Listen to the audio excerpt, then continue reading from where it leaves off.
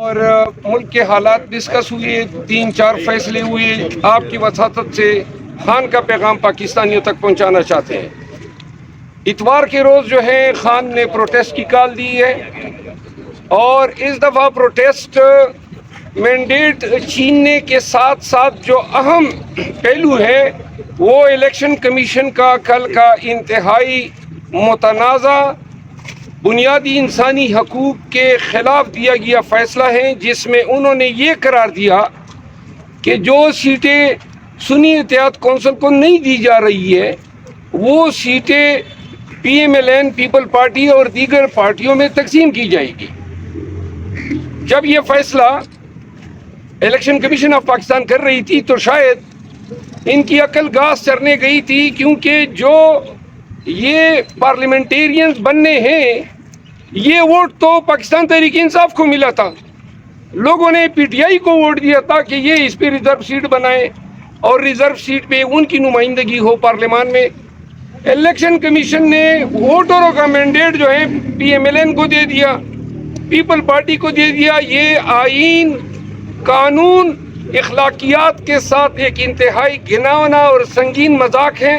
تو لہٰذا election commission کے خلاف احتجاج، اس فیصلے کے خلاف اور مینڈیٹ کی چوری کے خلاف احتجاج جو ہے اتوار کے روز ہوگا۔ خان صاحب نے جو ہے پاکستانی قوم سے اپیل کی ہے کہ جب تک پاکستان کے وہ تمام مقتدر حلقے جنہوں نے پی ایم ایل این کو، پیپل پارٹی کو، ایم کیو ایم جیسے پارٹیوں کو پاکستان تحریک انصاف کا شیرازہ بکھیرنے سے مستفید کرایا ہے، وہ یہ سوچ لیں کہ پاکستان کے پاس نہ کوئی شارٹ ٹرم پلان ہے، نہ آپ کے پاس لون آ رہا ہے۔ واحد جو سالویشن ہے پاکستان کی وہ ریمیٹنسز کی مد میں ہے، اور ریمیٹنسز پاکستانی شہباز شریف، نواز شریف جو اپنی دولت باہر بھجوا رہے ہیں، ان کے دور حکومت میں انہوں نے پاکستان نہیں بیچنی ہے۔ جو شخص ریمیٹنسز پاکستان میں لا سکتا ہے اور اس کڑی معاشی بدحالی میں پاکستان کو سہارا دے سکتا ہے، اس شخص کو انہوں نے بند کیا ہوا ہے۔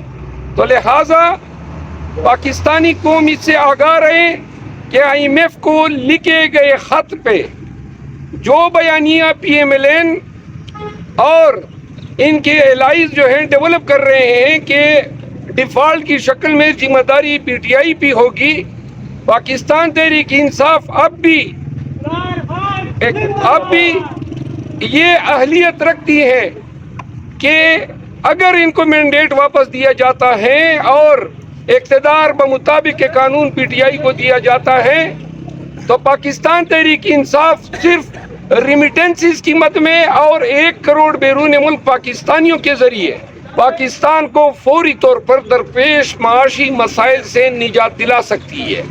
یہ بات رقم کی جائے، ریکارڈ کی جائے کہ ہم آگاہ کر رہے ہیں کہ ہم نے آئی ایم ایف سے صرف اتنا مطالبہ کیا ہے کہ جو انہوں نے لاسٹ ٹائم ٹرانچ دیا تھا، قرضہ دیا تھا، تو مشروط تھا فیئر اور ٹرانسپیرنٹ الیکشن کے ساتھ، اور ہم نے کہا ہے کہ الیکشن کے پروسیس کو آپ دوبارہ جب یہ اس کا آڈٹ کرا دیں، اور ساتھ میں اگر یہ واضح ہوتا ہے کہ حکومت لیجیٹیمیٹ ہے تو قرضہ دے دیں۔ ایک بات یہ ہوئی۔ دوسری بات جس پہ خان صاحب نے اپنے کنسرن کا اظہار کیا، ان کی اہل خانہ، ان کی وائف بشرا بی بی کو جو ہے قید تنہائی میں رکھا جا رہا ہے، ان کے ساتھ حکام کا رویہ جو ہے غیر انسانی ہے، بنیادی انسانی حقوق کی منافی ہے۔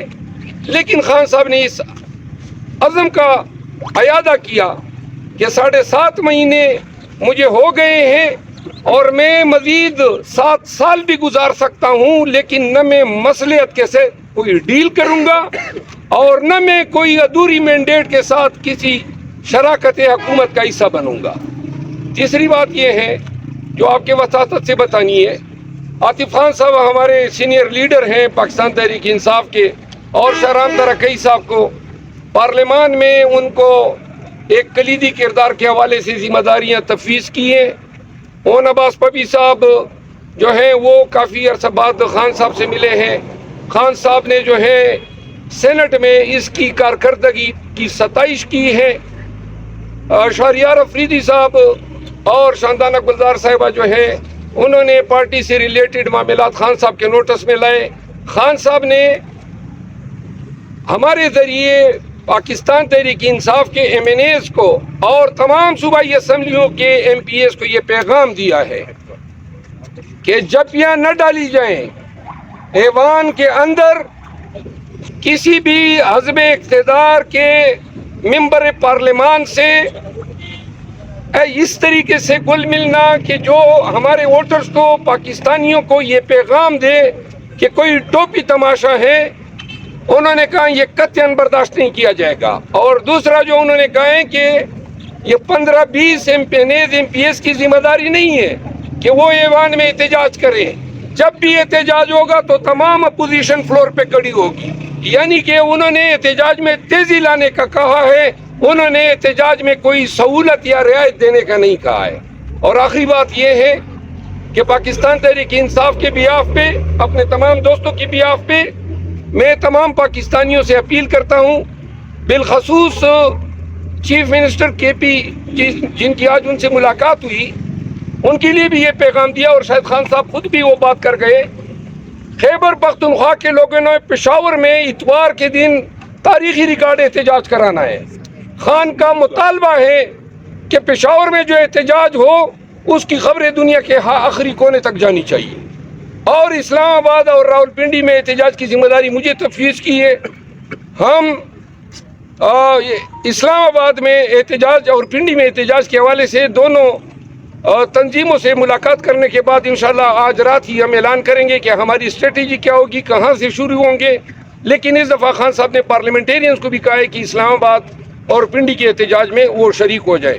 میں عاطف خان صاحب سے گزارش کروں گا کہ وہ اپنے ذرا خیالات کا اظہار کریں. بہت شکریہ آپ کو.